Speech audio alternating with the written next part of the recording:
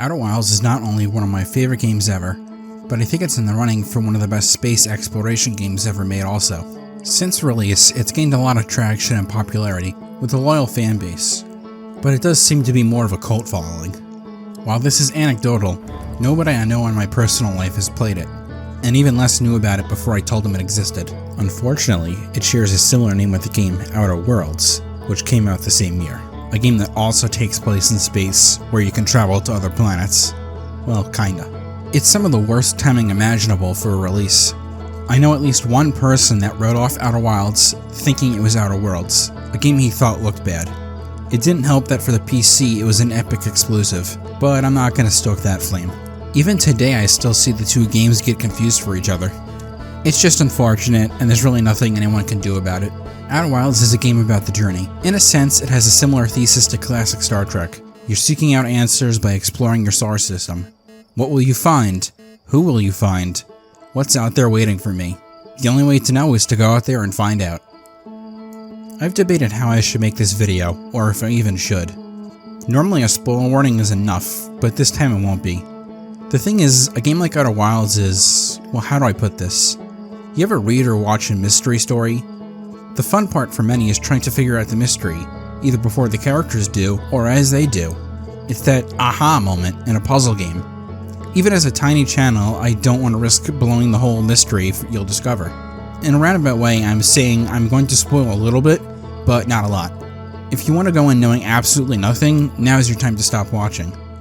If you want to know a little more, then stick around. I'm going to give another spoiler warning a little bit later.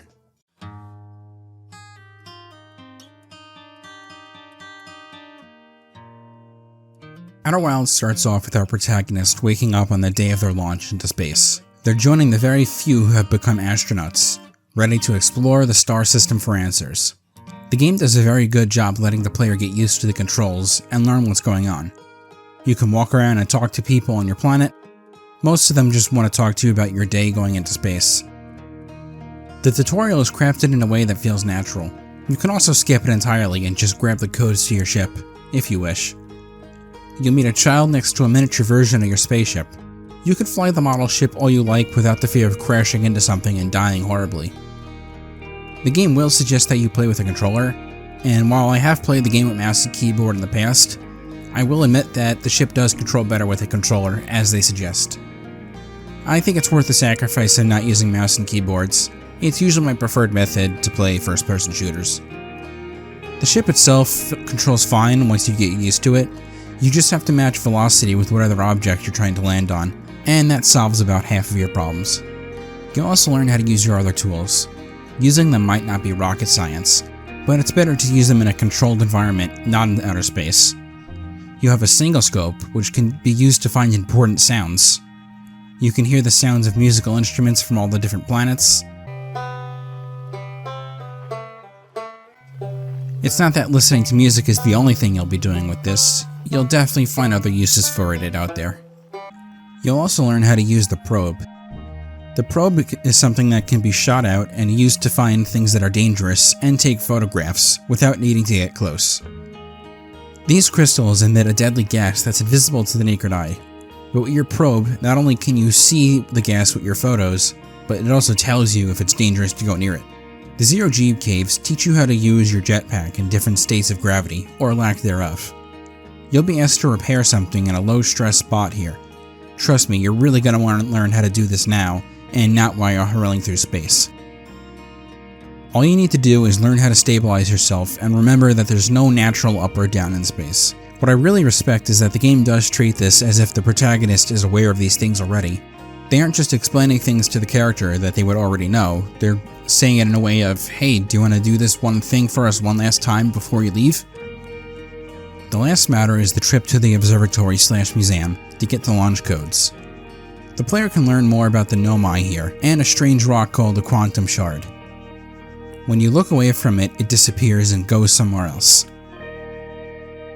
The Nomai are a species that is somewhat mysterious to your people, the Harthians.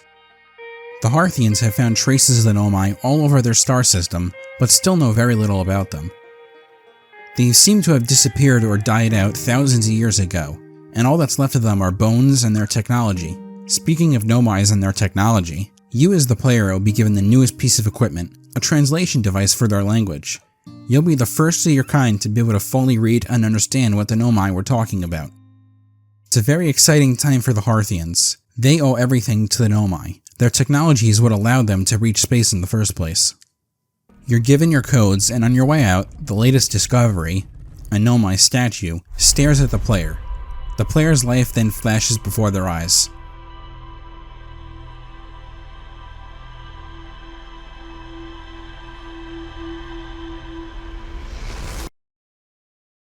While that was weird, there's no answers here to be discovered. At least not yet. You then head to your ship and get ready to leave. The world is your oyster. Well, in this case, I guess the whole star system is your oyster. You're now free to go any place you wish. What I love about this game is you have no hand-holding. You're not told where you should go first or what you should do first. Maybe your own planet's moon caught your interest first. Or maybe one of the other planets did. Wherever you go, you'll definitely find something to do. Everywhere you go has clues or useful information. No space is wasted here.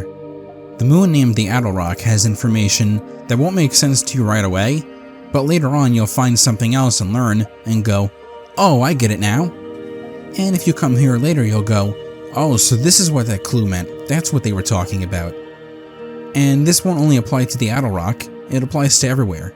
Even your own planet, Timber Hearth, has clues for you to find. You're going to learn a lot, and the game does a great job of leading you without having any map markers or flat out telling you what to do. The game finds a way to pull you in a direction, and it's not always visual. The single scope is one of the most interesting ways to get the player to explore. They don't place a marker on the screen with some text reading, "My single scope is making some odd sounds, I should check it out." You pull it out yourself and hear a strange sound and notice the distance. Once you've tracked a frequency to its origin, if it has matching sounds of the same frequency, they will all now be trackable. For example, back at the museum, you could pick up a sound emitting from that quantum shard.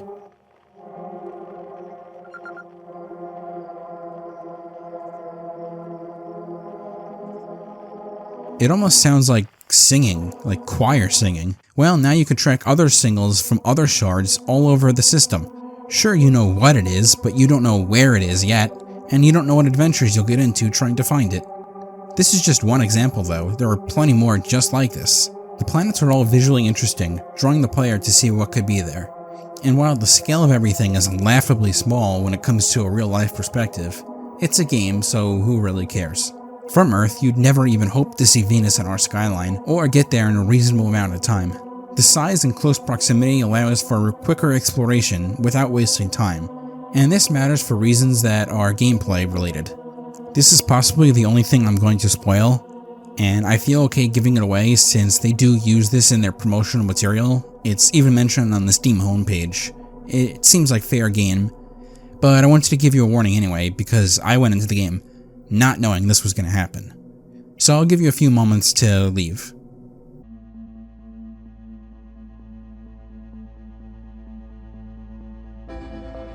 Assuming you didn't crash or die, you might notice something. The sun that used to be bright and yellow is now red, and it's growing larger. That's right, your sun's going to explode. It's reached the end of its natural life. Once again, we need to do some hand waving here for the sake of a game. When you look up how long a sun can remain red for, it's a dauntless amount of time. Outer Wilds isn't trying to be accurate science fiction. It's using space to tell a story about discovery, so it's fine, don't worry about it too much. If you don't die, you're gonna live to watch your sun go supernova though. A somber song will start to play to clue you in that it's about to happen. After it explodes, something very interesting happens. You'll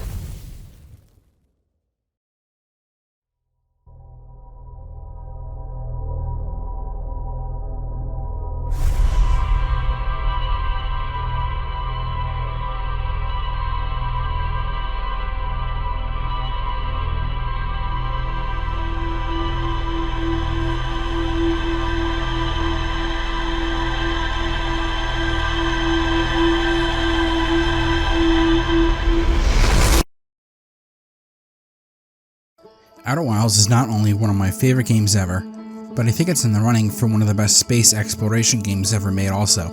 Since release, it's gained a lot of traction and popularity with a loyal fan base.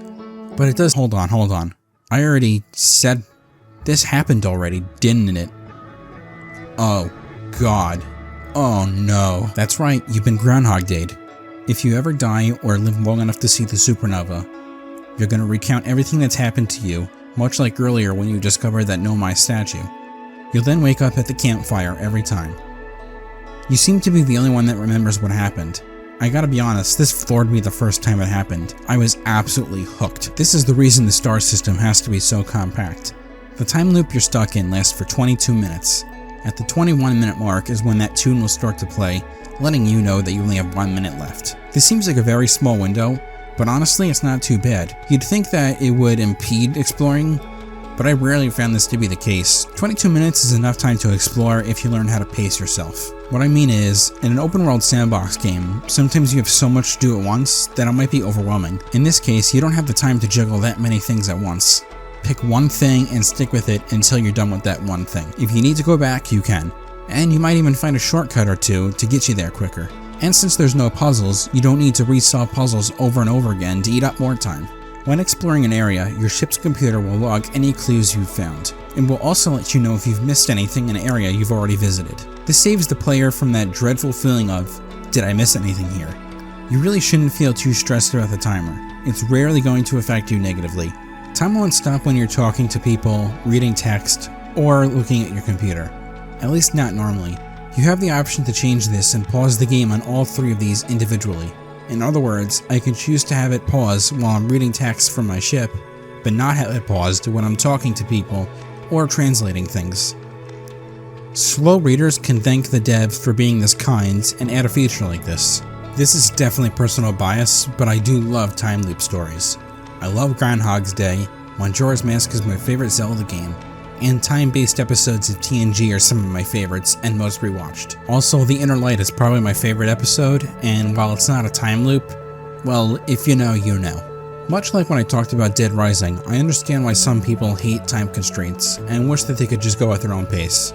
I'm sorry to say this, but if you wanted Outer Wilds to just be a walking sim to look at cool things, then you're not going to enjoy yourself. The time loop is tied too much into the story, and it's not the same without it.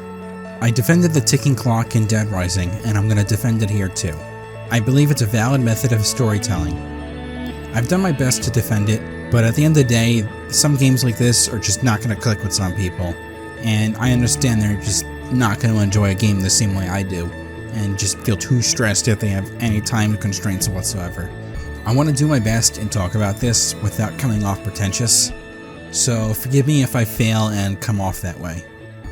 My interpretation on the time loop aspect of this game is accepting death, but also not allowing yourself to be too deterministic about life. Like I said, I'm sorry, but I might be a little pretentious with this. One Hearthian you meet seems to notice that the sun is dying at a rapid rate. They rather quickly experience some stages of grief, and they're scared of dying and curse being born to see their sun explode. First they deny the truth, and by the end they've come to terms and accept their fate.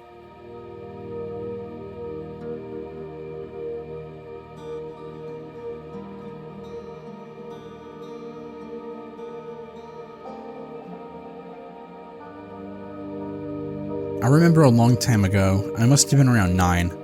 I loved reading about space. I learned that one day our sun would go supernova, and honestly it scared me. I had some concept of death at this point in my life due to events I won't get into, and I remember it scaring me. I remember asking my teacher, "Is this true? Are we going to explode?" And she assured me it not only won't happen in my lifetime, but it won't happen for millions and millions of years. Honestly, she undersold it. My fear of death lingered, and it still sort of does, but I no longer fear that the sun will explode and kill me. However, part of me does still feel a little sad that one day the earth will become dust again.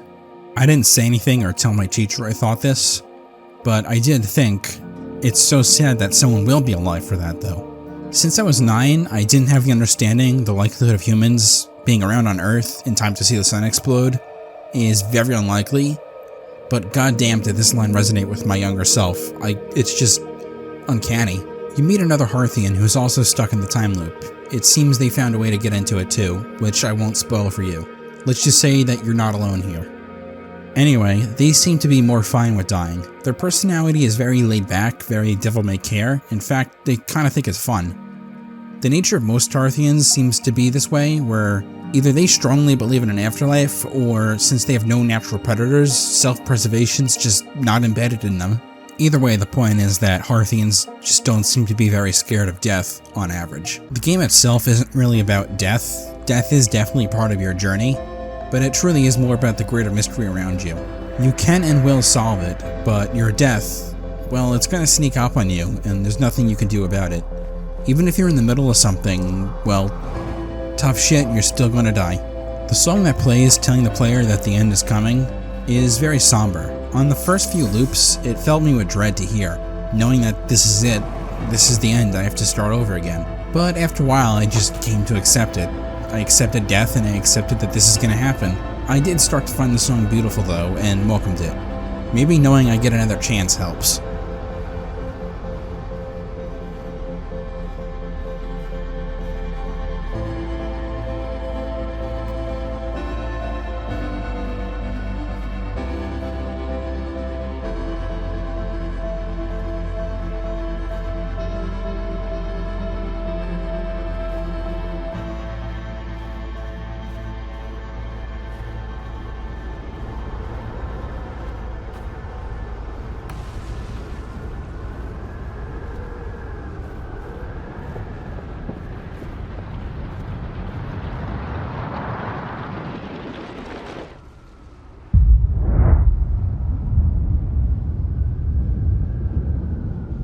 Well, I think that's enough fart sniffing and time loop talk for now. It's somewhat difficult to go into more about this game without giving everything away, so I'll focus on some other crap that, video essays usually talk about.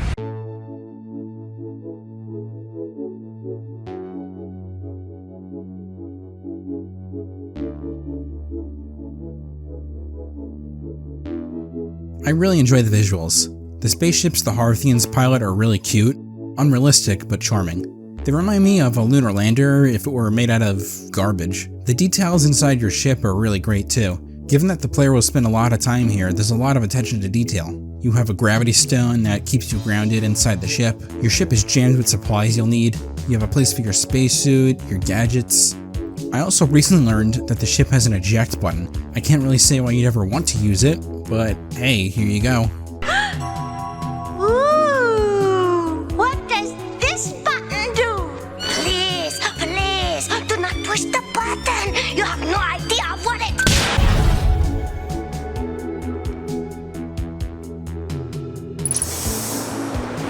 I find the planets all really cool, and without giving too much away about each world, they're all very different. Your homeworld has the most things in common with Earth: trees, rivers, oxygen. There's Giants Deep, a planet filled with storms and water. It's pretty much an ocean planet with a couple of islands. There's the Ash Twins, which probably can't exist in real life, but are very visually interesting and have some cool mechanics that play into the game. Another planet with barely anything on the surface, but under the surface, well, there's some really cool surprises in here. And lastly, you have this place, which, well, you can figure out what's here for yourself. Planets aren't the only thing to see. Some space structures exist too. The Nobai has made satellites that can even be seen from Timber Hearth. Others are found elsewhere in the system. The game's music is fantastic. Now, I'm not a musician, and I probably should have asked one I know before I did this, but oh well. Other tracks have what I believe is called a leitmotif on the main theme. Anyway, this track you hear throughout the entire game, and it's also the one the Hearthians are playing on their instruments. And here's a quick warning that I'm going to be pretentious again. I apologize. I've mentioned before that you can use the single scope to find the other Hearthians playing the song. While this is useful to find where they are, I took away something else. Something I found rather beautiful, and I might be reading into it too much, but here I go anyway. You spend the majority of the game alone. Alone with your thoughts, alone in exploring, alone in gathering your clues. However, all you need to do is pull out your single scope and point it in the direction to music, and you can hear that someone else is there with you. You're no longer alone. It puts a smile on my face when I can hear it. I also notice that they all sync up. Even though everyone's worlds apart, literally, they're all in harmony, playing the same song. You are never alone. Even when it feels that way, you are not alone. Okay, I think that came off a little corny. The developers Mobius is a very small team. Smaller than you might think. And there are plenty of videos and mini documentaries that have been made about the development of this game. If you want to learn more history on what that was, then I suggest you check them out. The short of it is that this game was a college project, and it was worked on for 7 years by some very passionate people. I can't credit any one person for this masterpiece. It took everyone at Mobius to make this game become what it is, and make a dream come true. Their passion and hard work really paid off, and I don't think this game ever got or ever will get the recognition it really deserved. I repeat myself, but I really don't want to spoil anything else. I'll just say I love this game. I love when everything started to connect. When all the clues I picked up and all the information I had was starting to build up to something. I was starting to get answers to my questions of, why was this built? What did it do? Did it work or fail? Where are the Nomai? What happened to them? And what's going on? Can I stop any of this from happening? I believe I answered most of them by the time the credits rolled. This was a very difficult video to make, and I've almost scrapped it a few times. Obviously, if you're watching this, I decided to keep it. Even though I'm a very small channel that gets a very low number of views, it would have felt wrong to me to just give it away. I know you could find that information anywhere, just the internet. You could spoil yourself if you wish, and this might just be an ego thing. But I don't want to put that into the world. I couldn't do it. I've been burned like that before in games like Lisa the Painful. Normally I'm fine just adding a spoiler warning and going all in, but this time it just felt wrong. Anyway, if you haven't played the game, I really hope you check it out, and I hope you love it. If you don't love it, then I understand. It's not for everybody. That's all for now. Take care.